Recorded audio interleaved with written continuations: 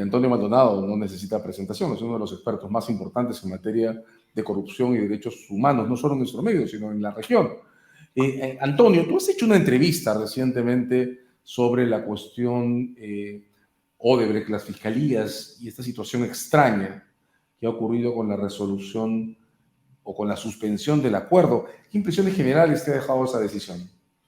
César, en primer lugar, saludarte y agradecer tu amable invitación y tus generosas palabras, como siempre. Mira, es un asunto, como bien lo caracterizas y lo describes tú, algo difícil de entender por lo insólito, por lo sorpresivo. No es que la relación entre Brasil y Perú hubiera sido siempre un páramo de paz y no estuviera precedida por diferentes situaciones y contiendas de desentendimientos y conflictos y de distancias. No, no es eso, sino que lo que llama la atención es que en esta ocasión vemos a un actor supuestamente que ha cambiado de compromiso, es decir, que mejor dicho, ha asumido un compromiso que se expresa en el cambio de nombre, antes Odebrecht o ahora Novo Honor, y esta empresa, esta nueva empresa, ha expresado un compromiso, una inspiración con el futuro, una inspiración principalmente detallada y expresada en una declaración de principios, me parece que son 10 o 12, entre los cuales el primero de ellos es operar con los más altos estándares éticos. Pero la solicitud hecha por Novo Honor al Ministerio Público Federal de Brasil de suspender el acuerdo con el Perú sin siquiera haber trasladado esta solicitud para los correspondientes desagravios por parte del Perú, simplemente automáticamente acogiendo el pedido, preocupa mucho. Y bueno, de un lado, uno se pregunta si Novo Honor en realidad solo ha cambiado de etiqueta y sus prácticas siguen siendo las mismas, porque los puntos levantados para argumentar supuestas infracciones por la parte peruana al acuerdo entre esta empresa y la Fiscalía peruana, realmente si uno los analiza son débiles o falsos. Bueno, y de otro lado, si uno aprecia esta respuesta automática acogiendo el pedido de Novo Honor por parte del Ministerio Público Federal de Brasil, se pregunta legítimamente uno, ¿qué es lo que ha cambiado en el escenario? ¿Por qué ocurre esto? Por supuesto que sabemos que a esta altura, en este momento y año en que hablamos, la Fuerza Especial de Tareas, sobre todo aquella sentada en Curitiba, ha sido desmantelada. Eh, y la relación entre el Ministerio Público peruano y el Ministerio Público Federal de Brasil es una relación más de asistencia internacional, de asistencia formal, más que una relación de compromiso entre individuos que asumían ciertos cargos. Cierto es todo eso. Sin embargo, reitero, uno se pregunta cuál es el elemento que aparece como, entre comillas, novedoso en el escenario político de ambas partes. Y en realidad en el Perú estamos en más de lo mismo, criticando cuando se puede criticar al equipo especial Lavallato. No hay en el lado peruano un esfuerzo para fortalecer su trabajo, pero en el escenario político de Brasil sí hay un cambio importante, y es el triunfo de Lula da Silva, ¿no? Y el retorno del Partido de los Trabajadores. Yo creo que esto es lo que puede, por supuesto, es como se dice, un educated guess. Puede ser la explicación de qué es lo que ha pasado con la decisión o qué es lo que sustentaría la decisión del Ministerio Público Federal de Brasil de suspender, aunque sabemos temporalmente, pero ya han pasado varios días de esa temporalidad, lo que hace más preocupante la situación, el acuerdo con Perú. Ahora, no estamos sosteniendo que Lula da Silva o la gente del Partido de los Trabajadores haya enviado por parte de un emisario con los cuales se suelen manejar estas cosas, una orden al Ministerio Público Federal de Brasil para que actúe en tal o cual sentido. Pero sabemos, y esto tal vez coincidirá, César, en esta afirmación, sabemos que los ministerios públicos, quiero decir, en la región, sean federales o estatales, muchas veces tienen un elevado olfato político. Y ese es realmente un talón de Aquiles de los ministerios públicos en la región, porque es la forma como sobreviven a los diferentes escenarios políticos, y tal vez uno de los casos más grotescos es el caso del fiscal general de Bolivia, que tiene una increíble capacidad acomodaticia a diferentes escenarios políticos y, sin embargo, se mantiene allí. Pero otros ministerios públicos hacen lo mismo, y en este caso puede ser que el Ministerio Público Federal de Brasil haya mandado un mensaje de congraciarse con el nuevo partido en el gobierno y con el nuevo presidente, toda vez precisamente que en el contexto del juicio contra Ollanta Humala y Nadine Heredia, su nombre saldrá a la luz, porque como sabemos, la tesis del Ministerio Público es que Barata y Odebrecht estaban, por supuesto, con la lógica de apoyar presidentes, apoyar, entre comillas, sobornar, quiero decir, presidentes, candidatos a la presidencia, etcétera, y en el escenario político peruano habían hecho esto con Keiko Fujimori.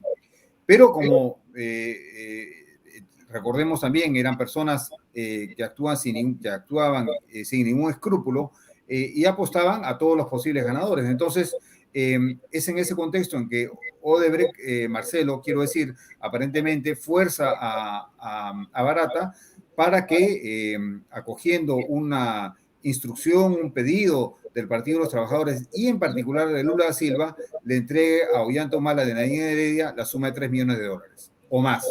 Entonces, ese nombre iba a salir, Lula da Silva, quiero decir, y esta actuación, esta gestión, entre comillas, del Partido de los Trabajadores va a salir en el juicio. Entonces, ¿qué mejor que tratar de evitar una situación incómoda al nuevo presidente de Brasil, que por supuesto viene con el discurso de la lucha por el pueblo y por el desarrollo, y etcétera, etcétera, y el discurso demagógico y populista que degrada las democracias que hemos visto en la región, tanto en los sectores de la derecha como en la izquierda.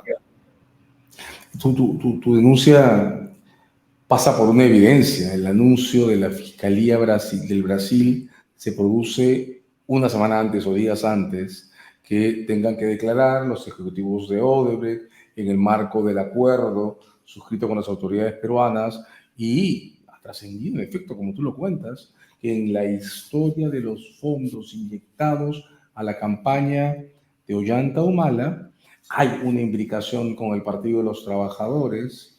Hay incluso, recuerdo, un intercambio tirante de Barata con sus superiores en punto A. ¿Por qué 3 millones en el estándar peruano si en ese momento había inyectado en la organización de la señora Fujimori $500,000? Y ahí viene esa frase, ¿no? Mejora a Keiko Fujimori en 500 más. El millón se produce con ocasión a esto. Y en política, como siempre hemos sabido, no hay casualidades. Bien, está esta escena, la escena en la que se bloquean declaraciones de ciudadanos del Brasil que en etapas preliminares habían implicado ya a Lula da Silva y al Partido de los Trabajadores con fondos inyectados en la campaña del Perú. Ahora, hay una segunda variable, Antonio, y querría ver tu impresión. En la pandemia se hizo público que Odebrecht estaba intentando o iniciando los trámites para un arbitraje contra el Estado peruano por $1.400 millones, cifra que multiplica en varias veces la que tiene que pagar como reparación al Estado, con ocasión a la resolución del contrato para el gasoducto del sur. Y esta referencia que hace la Fiscalía del Brasil menciona el uso de declaraciones de Odebrecht o material de Odebrecht en contra de Odebrecht. El fiscal Vela ha dicho públicamente que en su impresión, esta maniobra, además de cancelar o suspender las declaraciones de Odebrecht sobre el Lula da Silva, también tiene por efecto callarlo a él y evitar que acuda como testigo al arbitraje del caso del gasoducto. ¿Qué te parece esa teoría? Sí, creo que es un escenario, como dices tú, con varios actos de la escena donde los actores todos tienen algo que ganar.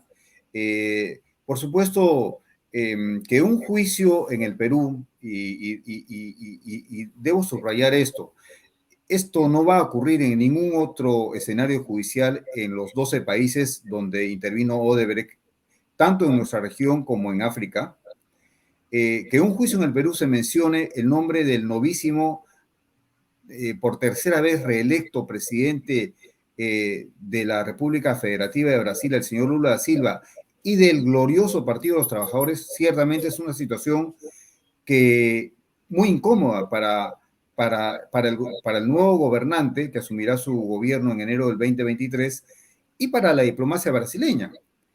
Entonces, la mejor forma es, por supuesto, evitar en lo posible toda colaboración o toda facilitación a que esto pudiera ocurrir. Este hecho va a ocurrir inexorablemente, así lo quiera o no el Ministerio Público Federal de Brasil.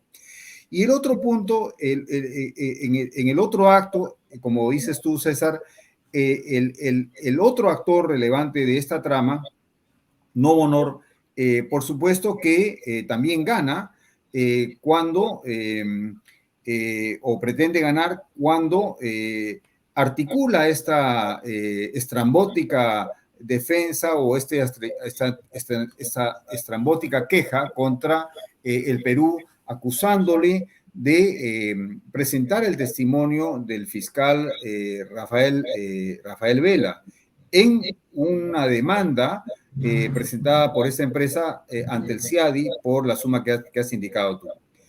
Acá en realidad lo que es cuestionable es que la nueva Novo Honor, esta, entre comillas, inspirada en el futuro, entre comillas, esta que ha tomado la decisión histórica, donde presenta la marca de una empresa enteramente transformada, esta que dice a través de Marcelo Odebrecht que no estamos borrando el pasado no se borra, y que se compromete en su visión al 2030 en operar con los más altos estándares éticos, tiene el descaro de, conociendo todos los antecedentes y su activo involucramiento en graves actos de corrupción en el Perú, tuvo el descaro de presentar una demanda ante el CIADI, que es un órgano internacional donde se discuten ataques a la libre competencia y al libre comercio internacional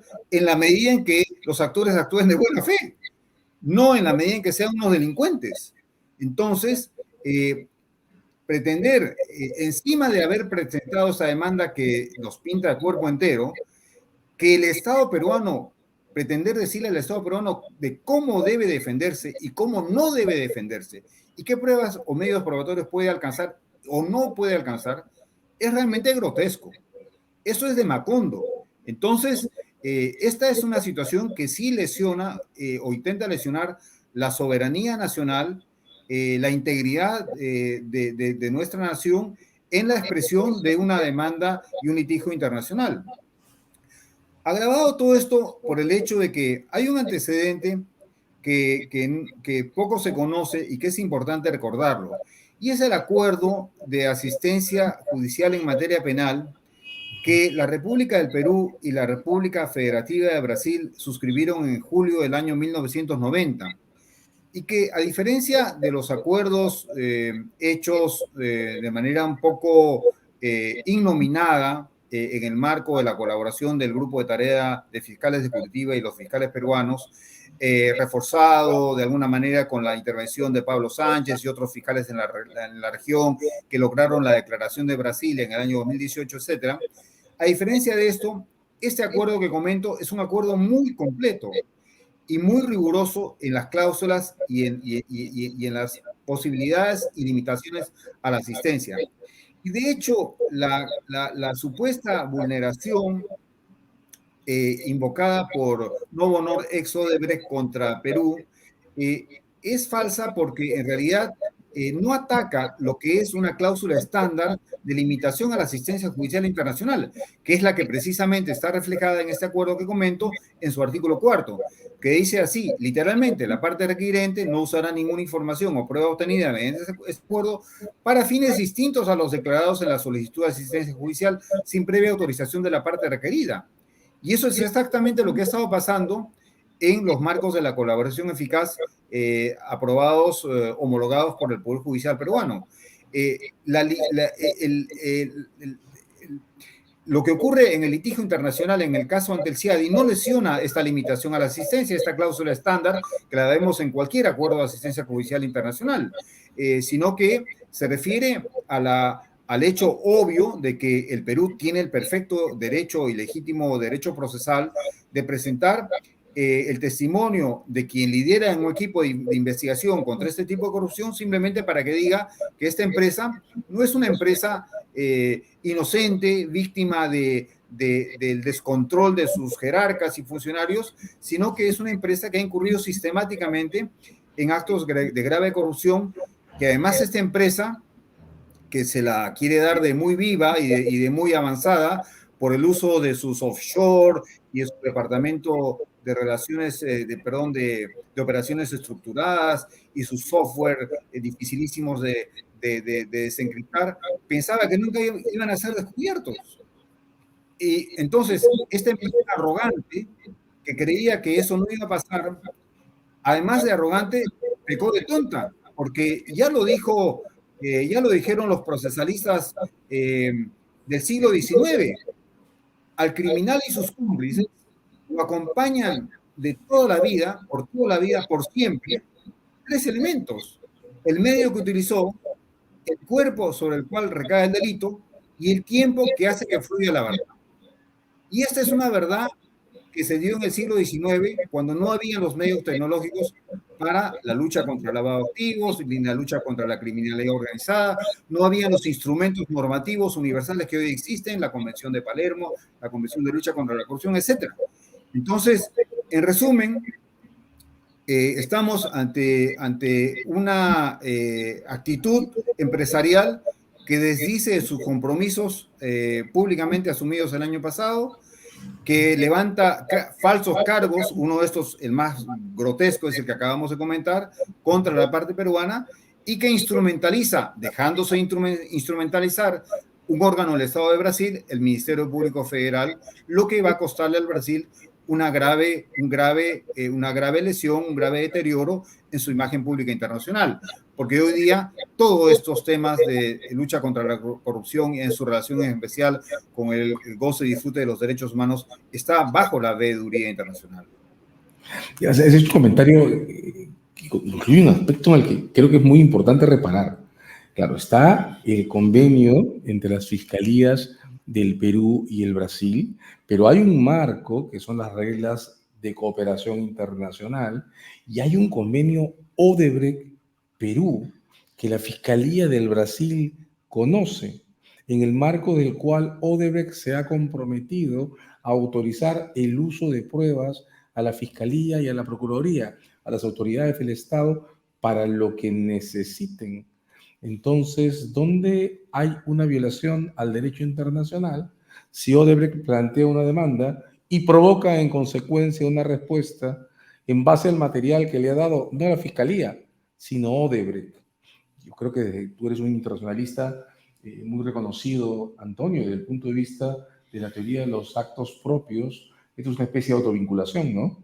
Prohíbanle usar el material que yo le hago utilizar porque yo le he demandado. Pero hay una cuestión que me llama más la atención y sobre la que quiero pedirte un comentario adicional. Odebrecht ha elegido no utilizar los procedimientos de ajuste y protestas por el acuerdo que está en ejecución y pedirle a Brasil que sea la Fiscalía del Brasil la que reaccione por ellos. ¿Eso te parece que corresponde a otra regla que rige estos procesos internacionales, la buena fe procesal? Bueno, en primer lugar, César, por supuesto coincido con tu análisis y caracterización previa sobre el marco en el cual Odebrecht plantea este asunto. Ahora, en este tema puntual, por supuesto, lo que se aprecia es la ausencia, precisamente, como tú ya lo has señalado, de la buena fe procesal. Y reitero, ello demuestra el grado y la imbricación que hay entre estos escenarios judiciales y los escenarios políticos. Odebrecht, hoy Novo Honor, es un buen cazador, ¿no? Identifica muy bien las oportunidades. Y qué mejor oportunidad la del nuevo escenario político brasileño en el cual se va a sentir protegida y amparada, porque hay mutuos intereses en que así sea, es decir, que la verdad no fluya en un único escenario judicial en toda la región, sumando a esto a África, donde Odebrecht actuó, eh, eh, no debe ser por parte de Brasil, me refiero a sus dos componentes, Novo Honor y, y el Ministerio Público Federal, muy difícil de intentar. Entonces, yo creo que acá hay un golpe de oportunidad que apela a la facilidad que le otorga un nuevo escenario político a través del cual se puede subordinar el compromiso o los compromisos adquiridos en materia jurídica y judicial. Hay claramente, en resumen, una mala fe procesal por parte de esta empresa, pero más allá de eso, hay una actuación muy cuestionable de parte del Ministerio Público Federal de Brasil, porque eh, como bien lo ha señalado, ¿no? Estamos frente a un acuerdo internacional, entonces rigen las reglas que se aplican a la interpretación de un acuerdo internacional. ¿Y estas reglas cuáles son? Son las reglas, por ejemplo, de la Convención de Viena sobre Derecho de los Tratados, son las reglas que surgen de las convenciones internacionales de la ONU, Interamericana, y más específicas la de Palermo de lucha contra el crimen organizado, son los principios de la buena fe y del cumplimiento literal de los compromisos asumidos. Entonces, acá claramente la parte brasileña está en falta y está en desventaja, ¿no? Porque, por supuesto que este tema va a salir en varios escenarios, contra el Brasil, quiero decir, ni siquiera contra Novo Honor, va a salir contra el Brasil, contra la República Federativa de Brasil. Va a salir en el marco del examen periódico universal, porque hoy día ya se acepta pacíficamente un tema que hace muchos años no era tan pacífico, que es la relación y causa-efecto entre el goce y disfrute de los derechos humanos y los hechos de gran corrupción, en particular los de gran corrupción. Va a salir en el marco del Sistema Regional Interamericano de Derechos Humanos. No va a faltar algún Estado, alguna organización de la sociedad civil que cuestione esto. Ya hemos tenido una suerte de precedente en este asunto. En el caso de los procesos judiciales que seguíamos en el Perú contra Andrónico Luksic-Craig, recordemos que la Comisión Interamericana aceptó en un tiempo récord una petición que planteó este señor contra el Perú por supuestas violaciones al debido proceso.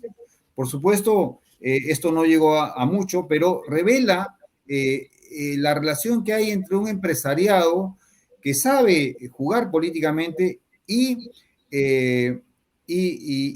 regímenes políticos, en este caso, en el de Luksic-Craig y en el de Brasil, lamentablemente son de una izquierda bastante acomodaticia a este tipo de empresarios. En el caso de Luksic-Craig, la protección era activa y directa de parte del señor Lagos. Yo lo he vivido como experiencia personal y profesional directamente.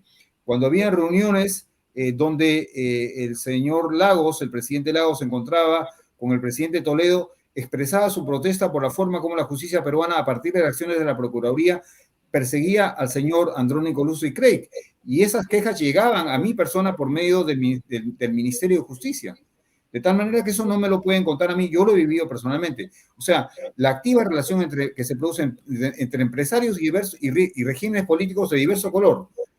Ahora, la verdad, no interesa mucho el color, pero en estos casos que comento, de Lagos y en el caso de Brasil son regímenes de izquierda.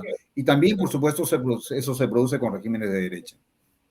Agradezco la referencia, es un testimonio. Antonio, tú has sido procurador anticorrupción y esta escena que cuenta se produjo mientras estabas a cargo de la Procuraduría.